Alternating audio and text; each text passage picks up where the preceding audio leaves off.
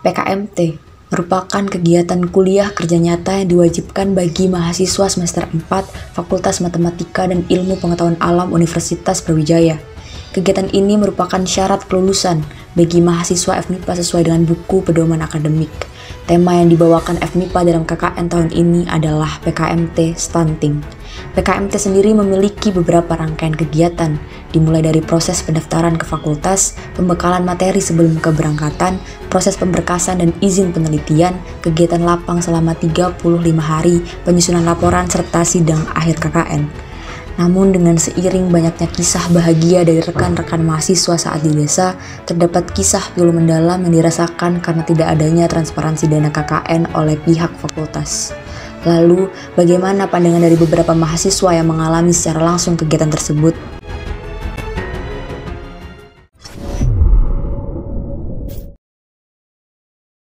Oke, perkenalkan, nama aku Sang Yipnian Gusti dari Desa Ardi Mulyo, dulu sebagai sekretaris desa. Oke, perkenalkan nama saya Muhammad Janan Alfana, saya biasa dipanggil Alvan. Kebetulan saya sebagai peserta PKMT dari Fakultas MIPA juga di Desa Purwoasri, tepatnya di Kecamatan Singosari. Kebetulan saya juga diamanai menjadi Ketua Dewan Perwakilan Mahasiswa Fakultas MIPA 2022. Kenalin, aku Raihan Yugo dari Biologi Angkatan 2020. Aku selaku koordinator desa PKMT FMIPA wilayah Desa Randu Agung, Kecamatan Singosari. Perkenalkan, nama saya Ihsan Ramadian Yahmin. Saya dari kelompok Desa Gondang Legi Kulon, Kecamatan Gondang Legi, PKMT Fakultas MIPA Universitas Brawijaya. Jabatan saya sebagai koordinator desa kelompok Desa Gondang Legi Kulon. Saya Seva Sasanka Don Ramadan, biasa dipanggil Seva, asal kelompok desa dari Desa Kelampok. Jabatan di PKM saya sebagai koordinator desa.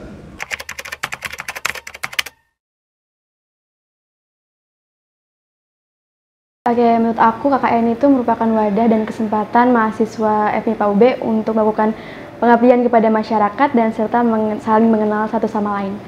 PKMT merupakan suatu program dari Fakultas MIPA untuk juga sebagai implementasi dari mahasiswa untuk mengimplementasikan Tridharma Perguruan Tinggi, yaitu pengabdian kepada masyarakat, di mana ilmu-ilmu yang didapatkan dari universitas, dari perkuliahan bisa diterapkan langsung kepada masyarakat secara langsung, seperti itu.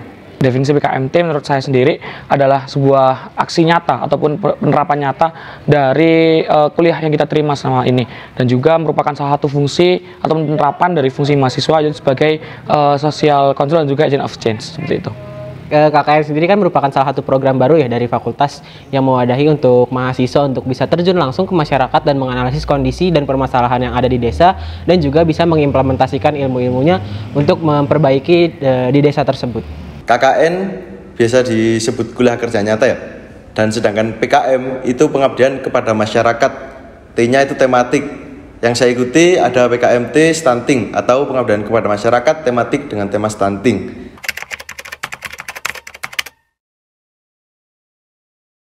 Kalau untuk suka duka mungkin kebanyakan dukanya ya. Kalau dukanya mungkin lebih ke mendadaknya pemberitahuan sehingga banyak dokumen yang harus diurus, seperti biaya pendaftaran juga yang mungkin agak kaget sih karena ada biaya pendaftaran karena KKN itu kan merupakan kewajiban ya. Nah, tiba-tiba disuruh ada pembayaran, dan juga untuk survei itu ternyata dari desa itu stuntingnya 0. Nah, sedangkan kita membawa stunting nih. Jadi mungkin dari FMIPA itu kurang survei terkait desanya tersebut, sehingga kita juga bingung nih kira-kira mau bawa proker apa nih untuk di desa tersebut. Ketidakjelasan pendanaan yang pada awalnya itu ada yang bilang diberikan pendanaan, tapi setelah ditanyakan kepada DPL-nya itu pendanaan belum diinfokan atau dan sebagainya dan seperti itu. Jadi kita belum menyiapkan dana-dana tersebut gitu loh. Jadi berfokus pada iuran setiap anggota, seperti itu. Di sini sukanya adalah tidak semua orang yang di kesempatan dari Kordes, dan juga yang pertama untuk memahami alur dan juga kita bisa mengetahui siapa sih orang-orang yang ada di birokrasi MIPA itu sendiri. Nah, sementara untuk dukanya adalah sebenarnya kita tahu pastinya akan ada persepsi antara mahasiswa dan juga dari para birokrat, sehingga dukanya adalah ya pastinya pemahaman kami dan juga pemahaman beliau-beliaunya telah berbeda. Jadi sering terjadi misunderstanding antar kedua belah pihak ini. Oke, mungkin yang pertama terkait cukanya dulu ya. Untuk terkait cukanya dulu itu bisa lebih ke apa ya? Kita bisa jadi lebih mengenal mengenai bagaimana penyusunan sebuah laporan itu sendiri, dan juga bisa memahami terkait urutan-urutan apa saja yang harus dilakukan dalam melakukan penelitian seperti itu. Tapi mungkin untuk dukanya lebih ke karena ada beberapa dosen pembimbing lapang dan juga apa ya, dari banyaknya kecamatan dan juga kelurahan, otomatis banyak informasi yang saya dapatkan dari dosen maupun dari mahasiswa terkait birokrasinya, dan itu sedikit mempersulit saya untuk melakukan persuratan gitu ketika terjun langsung ke lapangan. Untuk sukanya terlebih dahulu, dengan adanya PKM, dengan adanya saya mengikuti PKMT ini, saya merasa bahwa saya lebih mengenal birokrat baik yang ada di Fakultas MIPA maupun di Desa Kelampok. Dan juga saya juga mendapatkan pengalaman tentunya di birokrat dalam lingkup kecamatan, khususnya Kecamatan Singosari.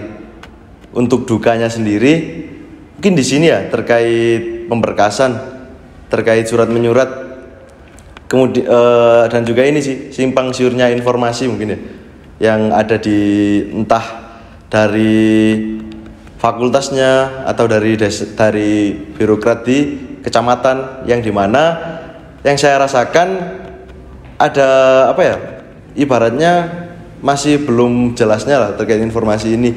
Mungkin saya mendapatkan informasi dari koordinator desa sebelah seperti ini, dan di koordinator desa yang lain berbicara yang lain. Namun untuk pelaksanaannya yang saya rasakan secara overall birokrasinya ya, khususnya itu yaitu tadi terkait surat menyurat, meskipun agaknya rumit di awal, akan tetapi masih bisa terlaksana dengan baik.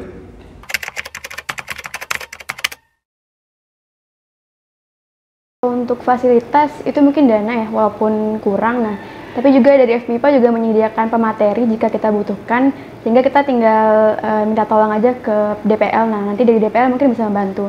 Dan juga dari fakultas juga bisa kita mintain tolong untuk proyektor, karena ada beberapa desa yang tidak ada proyektornya, sehingga kita bisa pinjam dari fakultas. Oke, untuk kelompok saya sendiri yang saya dapatkan itu hanya uang tunai.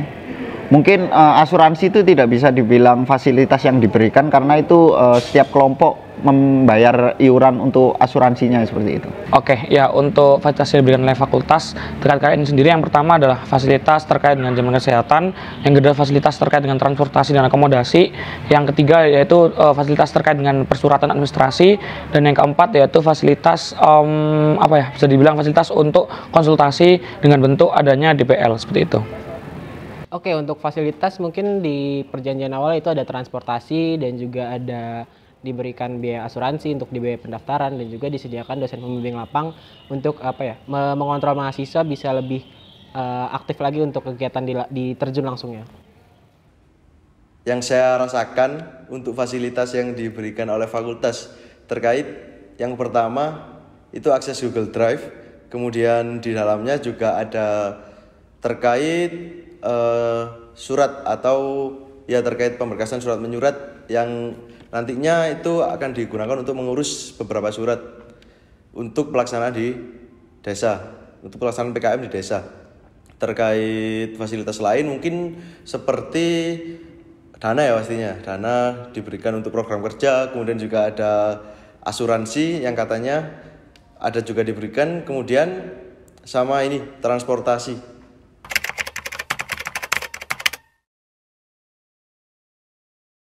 Kalau dari aku sih mungkin lebih ke dana ya, karena menurut aku program kerja yang kita bawa di PKMT atau KKN itu sangat banyak, dan itu membutuhkan dana yang tidak sedikit, sedangkan dana pribadi yang kita keluarkan itu bahkan lebih banyak, dikeluarkan 5 kali lipat daripada pemberian dari dekanat. Nah, sedangkan program kerja kita itu terkait kesehatan, sehingga kita banyak banget nih, kira-kira banyak banget program kerja yang harus kita sediakan, baik perlengkapan seperti obat-obatan ataupun mungkin dari segi konsumsi untuk masyarakat sekitar terkait stunting, seperti itu.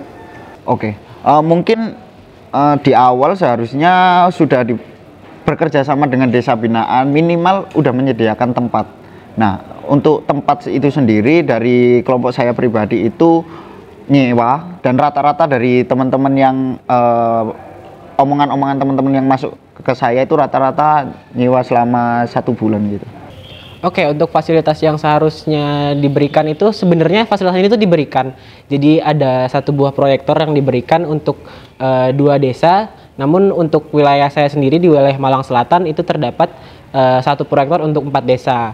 Karena banyaknya desa yang membutuhkan proyektor, otomatis kita sedikit sering terjadi bentrok jadwal gitu ketika ingin menggunakan proyektor. Akibatnya akhirnya kelompok saya sendiri yang akhirnya mengalah dan juga berusaha untuk meminjam ke pihak desa terkait proyektor tersebut, dan itu sedikit agak berkendala untuk selama program KKN ini berlangsung.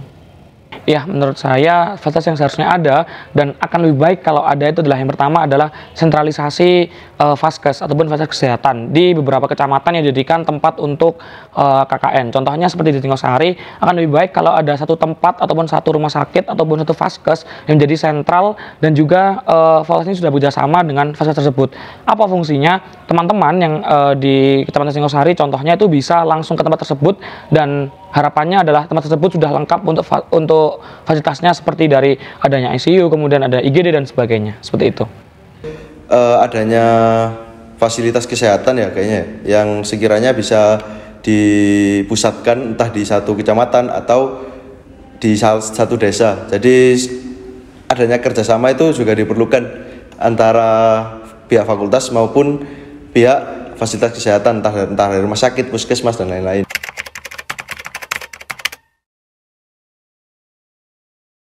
Kalau dari aku dinilai dari 1 sampai 10, 1 ya sedikit pelit dan juga tertutup banget. Nah, mungkin kalau untuk dari fakultas itu memberitahu penjelasan sedikit tapi tidak memberitahukan terkait maksud dan tujuannya. Pada awalnya ada yang namanya uang asuransi, uang apa saja ya gitu. Waktu itu suruh membayar beberapa keuangan, tapi sampai sekarang pun per hari ini pun belum ada kejelasan gitu tentang uang itu dibawa kemana atau dikemanakan atau dialihkan dalam bentuk apa. Itu juga seandainya itu dialihkan pasti harusnya diobrolin gitu terlebih dahulu. Tapi sampai sekarang belum ada. Kalau dibilang terbuka, ya nggak juga, dibilang nggak terbuka ya nggak juga gitu. Masalah keterbukaannya sendiri, teman-teman dari fakultas ini menyampaikan kalau akan ada dana seperti ini dan sebagainya, dan kami bebas untuk mengalokasikan dana tersebut. Sementara untuk keterbukaannya sendiri bisa dibilang ya cukup rancu, apalagi dalam beberapa hal seperti biaya pendaftaran dan juga hal-hal seperti di perbedaan selisih di RAB dan juga di proposal seperti itu. Di biaya pendaftaran itu mahasiswa itu diwajibkan untuk membayar 200.000 untuk transportasi dan juga biaya asuransi dan lain-lain, dikatakan seperti itu. Cuma hanya dikatakan seperti itu, belum ada penjelasan lebih rinci lagi terkait itu sendiri, dan akhirnya ada beberapa hal yang membuat kedepannya itu jadi berkendala. Agaknya kurang ya, mohon maaf sebelumnya, karena emang yang saya rasakan seperti itu. Jadi yang kita berikan dana sebesar sekitar 200.000 dan yang dikembalikan kami itu tuh masih belum sepenuhnya saya dapatkan gitu kejelasannya. Meskipun udah ada sosialisasi ya sebelumnya dari pihak panitia, dari pihak fakultas itu memberikan sosialisasi terkait pendanaan dari PKMT ini. Namun kejelasannya itu masih kurang, dalam artian kayak saya di sini memberikan, kami semuanya memberikan 200.000 di setiap kelompok, tapi di setiap kelompok itu mendapatkan dana sekitar 1.500.000, di mana yang dituliskan dana fakultas itu 2.300.000, akan tetapi yang seharusnya kami terima itu yang saya rasakan harusnya 4 juta gitu. Namun ya karena ketidakjelasan tadi itu saya juga masih bingung di sini. Mungkin dari pihak fakultas tolong penjelasannya terkait hal itu, soalnya pas saat pendanaan solusi atau sosialisasi pendanaan tersebut itu tuh dari pihak fakultas terkesan terburu-buru dalam menjalankan sosialisasinya, dikisar waktu sehingga pertanyaan-pertanyaan yang masuk itu tidak sepenuhnya dijawab. Itu dari aku belum pernah mendengar sih. Tidak ada. Belum pernah sih ada kabar tersebut. Kalau dari saya sendiri jujur belum pernah mendengar, tapi ketika kegiatan ini berakhir, saya itu mendengar dari beberapa teman saya terkait adanya pengembalian dana 200.000 itu kepada mahasiswa kembali, seperti itu. Yang saya dengar kalau tidak salah terkait pengembalian dana itu tidak ada ya. Namun dana itu akan dialokasikan kemana itu saya rasa udah ada reng-rengannya. Namun ya itu tadi, pada akhirnya dananya tidak semua secara jelas gitu kemana larinya.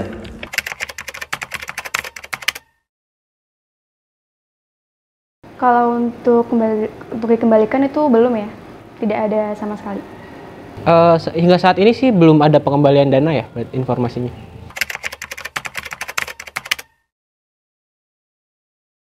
Perbedaan ini kan cukup besar nominalnya, sejumlah 800.000. Dan kalau ditilik lagi, sebenarnya dengan nominal ini itu sangat bisa digunakan untuk program kerja kami. Tapi apa nyatanya sangat sulit seperti itu teman-teman semuanya. Dan pendapat kami adalah sebenarnya tidak apa-apa, itu adalah cara-cara birokrasi yang sebenarnya sudah umum digunakan di pemerintahan daerah, kota dan sebagainya. Tapi akan lebih baik kalau diberikan ketentuan seperti ditempatkan di mana dan sebagainya. Karena pada saat di agenda briefing sebelum pemberangkatan H-2 itu sendiri atau H-1 itu dari fakultas menjawabnya iya nanti untuk alokasinya itu terserah mau ditaruh di mana. Jadi seperti kami diberikan space tapi space-nya tidak jelas seperti itu. Ada selisih dana pada proposal dan di lapangan, kayak ada beberapa ratus ribu gitu. Sangat memberatkan banget ya buat teman-teman, apalagi dari kami juga tidak segan atau bahkan mungkin beberapa segan nih untuk mengeluarkan dana untuk program kerja kami yang ada di desa. Sedangkan seperti aku bilang tadi, dana yang kita keluarkan tuh besar banget untuk program kerja, karena kita di sini juga berkewajiban nih untuk melakukan PKMT, tetapi kita di sini juga berhak untuk tahu dikemanakan sih uang yang selisih dana tersebut. Karena selain berkewajiban, kita juga berhak tahu. Mungkin kalau misalnya digunakan untuk PKMT, kita mungkin bisa setuju-setuju aja. Tapi kalau misalnya kita tidak tahu nih diapakan dananya, mungkin kita juga masih mempertanyakan terkait selisih dana tersebut. Kan di awal itu dikatakan ada biaya 200.000 untuk pendaftaran dan juga biaya transportasi, asuransi dan lain-lain. Tapi ketika ada rapat koordinator desa itu dikatakan untuk menulis di proposal sejumlah 2.300.000, tapi dana turun yang di lapangan itu hanya 1,5. Itu menjadi pertanyaan untuk beberapa koordinator desa hingga saat ini, sebenarnya dana 800.000 itu dikemanakan dan untuk apa gitu.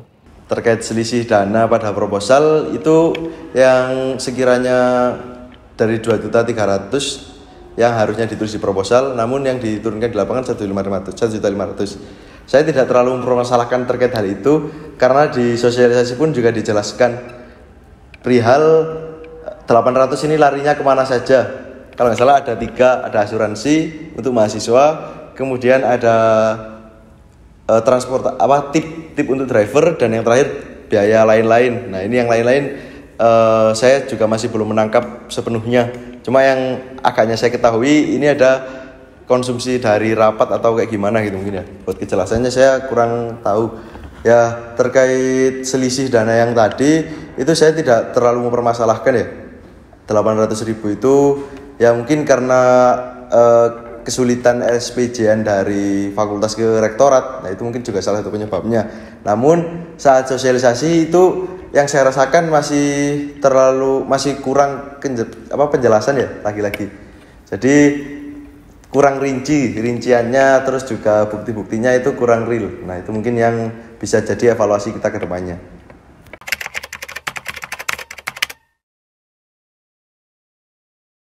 Kalau untuk kejelasan mungkin hanya untuk dari dana asuransi untuk DPL dan mahasiswa dan juga untuk transportasi. Tapi kalau untuk kejelasan itu nggak ada ya, itu cuman kata-kata yang keluar aja dari dekanat. Jadi kalau untuk kejelasan itu sebenarnya nggak ada.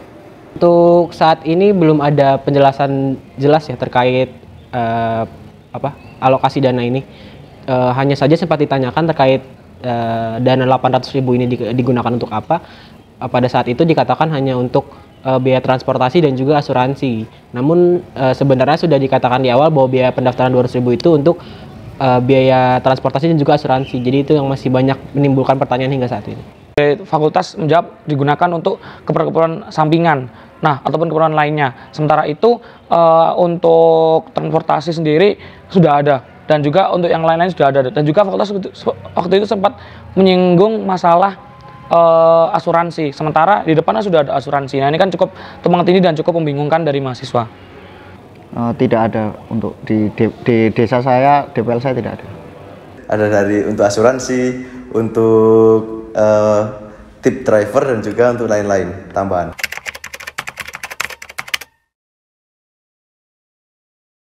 Untuk harapannya yang pasti ya, transparansi dan kejelasan itu ditingkatkan lagi. Harapannya seperti itu, agar dari kami yang menjalankan PKM ini sangat jelas gitu, terkait oh ya dana kita larinya kemana saja, itu jelas. Semoga untuk kedepannya ini pendanaan KKN ini diperjelas. Kalau emang untuk asuransi ya direalisasikan benar-benar untuk asuransi untuk teman-teman yang sakit. Terus kalau emang mau dirupakan tempat tinggal ya bisa direalisasikan ke depannya dan diberi kejelasan rincian pastinya seperti itu. Kalau untuk dana mungkin disesuaikan dengan program kerja mahasiswa ya, dan juga pastinya lebih transparansi lagi karena mahasiswa juga berhak tahu nih untuk dana-dana yang digunakan untuk PKMT itu untuk apa aja gitu. Oke, harapannya untuk pendanaannya mungkin bisa lebih dirincikan lagi karena ini merupakan salah satu program yang bagus ya di Fakultas MIPA.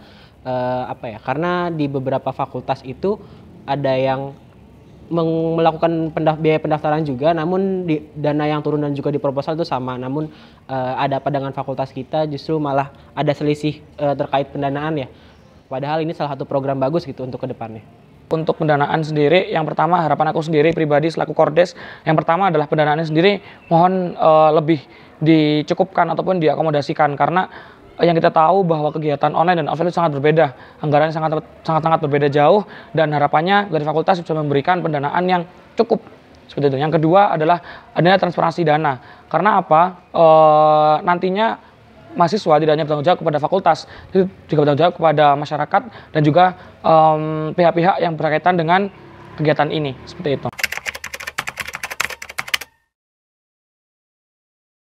Oke, harapan untuk kedepannya ya semoga tetap ada terus, karena kan mahasiswa bisa belajar secara langsung di desa dan bisa menganalisis kondisi dan juga melakukan penelitian serta menemukan solusi permasalahan yang ada di desa tersebut ya.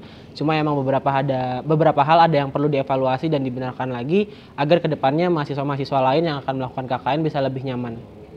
Oke, yang pertama harapannya adalah kedepannya, yang pertama saya berharap untuk bisa berkelanjutan, karena apa, ini merupakan salah satu bentuk pengaplikasian nyata dan juga merupakan sebuah trial dari mahasiswa untuk bagaimana nantinya hidup di lingkungan masyarakat. Nah, selain itu juga harapan terkait dengan pendanaan sendiri, saya sampaikan tadi harapannya adalah bisa ada transparansi dan juga kejelasan terkait dengan pendanaan sendiri. Dan yang kedua, yang ketiga maksud aku, itu adanya mungkin kajian lagi dari teman-teman fakultas atau dari pihak-pihak fakultas terkait dengan relevansi topik, relevansi tempat, dan juga relevansi waktu. Oke, harapan aku mungkin kedepannya untuk KKNT itu pemberitahuannya tidak mendadak, sehingga dari teman-teman juga bisa mempersiapkan dengan matang untuk survei dan juga program kerjanya, dan mungkin kedepannya untuk dananya juga bisa lebih ditransparansi lagi, sehingga dari teman-teman juga tidak kapok untuk mengikuti PKMT. Dan juga mungkin kedepannya kalau misalnya Fakultas MIPA ingin memilih desa, itu mungkin dari Fakultas MIPA bisa survei terlebih dahulu, sehingga topik yang dipilih itu juga sesuai dengan desa yang dipilih. Oke, mungkin untuk program KKN secara umum ke depannya diharapkan dari pihak mahasiswa bisa lebih mempertanyakan lagi terkait kejelasan tentang KKN, dan pihak birokrasinya juga waktu sosialisasi bisa menjelaskan agar tidak ada mahasiswa yang masih bertanya-tanya, masih bingung waktu hari H. Jadi hari H KKN itu kebanyakan di tahun 2002, di tahunku waktu KKN itu masih banyak yang bingung. Diharapkan kedepannya udah tidak ada lagi kayak kebingungan dari mahasiswa terkait program KKN. Oke, mungkin untuk program PKMT ini juga merupakan program baru di tahun ini. Harapannya di tahun depan persiapannya ditingkatkan lagi. Kemudian untuk transparansi dana yang tadi harapannya ditingkatkan lagi, dan juga segala hal terkait birokrasi, terkait tadi fasilitas-fasilitas yang dibutuhkan, yang harusnya diberikan, itu harapannya lebih baik lagi. Dan pelaksanaan PKMT dilaksanakan sesuai tema yang ada, yang dibutuhkan untuk Indonesia saat ini ya, khususnya permasalahannya, dan juga persiapannya itu lebih dimatangkan lagi. KKN mempunyai beberapa manfaat, seperti halnya sebagai wadah dan kesempatan mahasiswa untuk mengabdi dan saling mengenal satu sama lain di desa binaan. Namun selama kegiatan KKN berlangsung, terdapat beberapa kendala yang dirasakan oleh mahasiswa, mulai dari tahap persiapan, di mana pemberitahuan KKN dirasa terlalu mendadak, padahal banyak dokumen yang perlu diurus. Alur birokrasi yang berbeda-beda membuat mahasiswa merasa kesulitan. Tema yang diangkat tidak terlalu cocok dengan beberapa desa karena ketiadaan survei dari pihak fakultas, serta ketidakjelasan pendanaan yang berakibat pada sulitnya penyusunan proposal dan laporan akhir. Harapan untuk kedepannya, kegiatan KKN dapat ditingkatkan lagi, mulai dari transparansi, birokrasi, fasilitas, hingga tema pelaksanaan.